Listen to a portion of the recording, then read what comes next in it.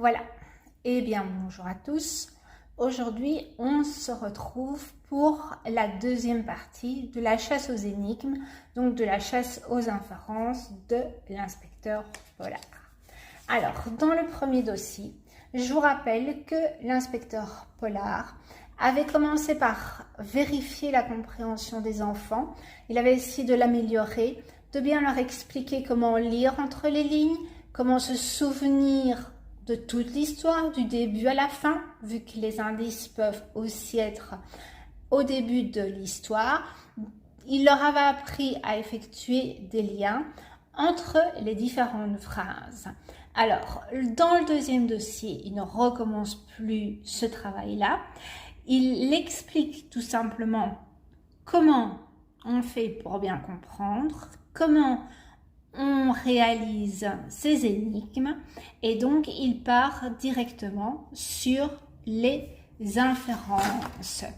Alors, il y a 10 jours de travail sur les inférences. Le premier jour, ce seront les inférences d'agents et d'actions. Le deuxième jour, ce sont les inférences d'objets.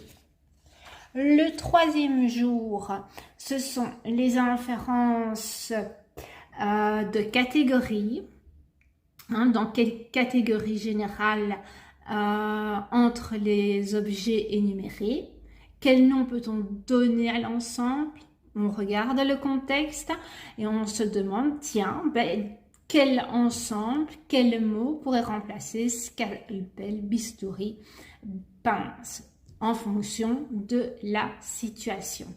Alors, comme dans le dossier 1, on trouve par moments des petites explications qui se rapportent aux personnages, qui sont parfois réels, qui se trouvent dans le dossier. Et j'aime bien dans ce cas-là leur mettre une petite information intellectuelle. Ils la retiennent, ils la retiennent. Ils la retiennent pas, ils la retiennent pas.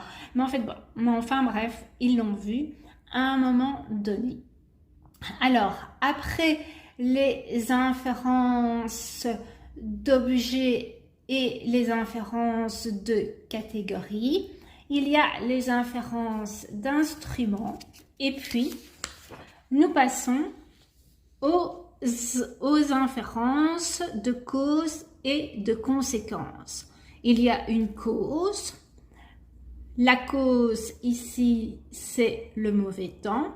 Et la conséquence, c'est qu'on ne sait pas ce qu'est devenu le jeune couple. Alors, à nouveau,